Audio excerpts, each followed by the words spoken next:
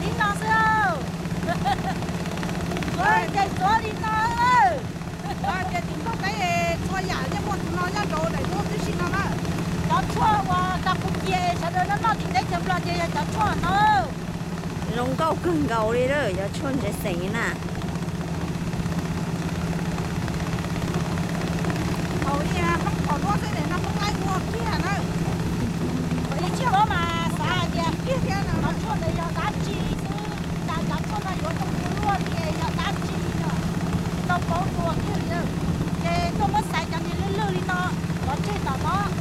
Cái của cháu không tới à đi đó nó.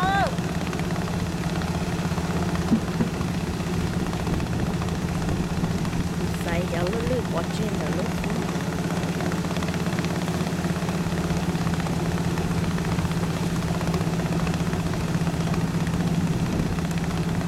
Này tôi thay thổ khờ thế lọ.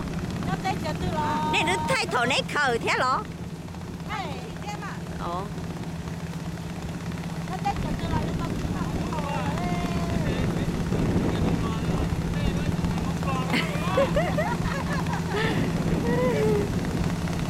Hay cho nó.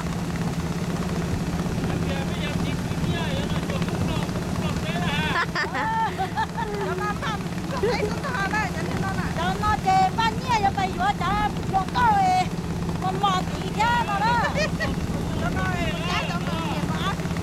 Cho nên cô cho chôn tới nó theo muốn nhẹ là tìm lót tế mù. Theo muốn nhẹ muốn tìm lót tế Cho rồi. chính năng mà mua xe cái kia đi đó. Dạ kìa, qua cho tới này, tính cho phải có để má cái kìa. Má chỉ cho yêu chiếc không. Má chỉ cho yêu để má mà chỉ là cho chú cho nó đó, cho chú cho nó mới chỉ đối chút kia. Cho vô thì mà ai mà cho nên chua để sẵn rồi đó. Cho để má cho nó tới, nó mà bà cho nhiên thế là cho tao má luôn đó. Cho chôn nó mà busy á, chỉ muốn sẽ hậu mù vô cho để mà ăn được liệu.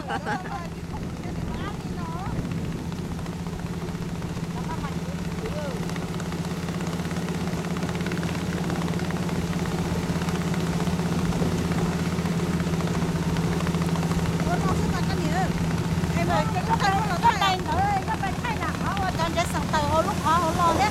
Ôi yo, cô nhớ một tông ra cho khâu luôn đó gì. Có một thế hết. Cái chị thay trò đi con. Dạ trò tôi. Dạ khó châu ô. Đã nè. Nhớ nô hết này. Con tới ra lên. Cho nó vậy cho chị tông chúa. Cho chị tông chúa. Chị chạy đú đú đi nó nữa, cho chị tông chúa nè.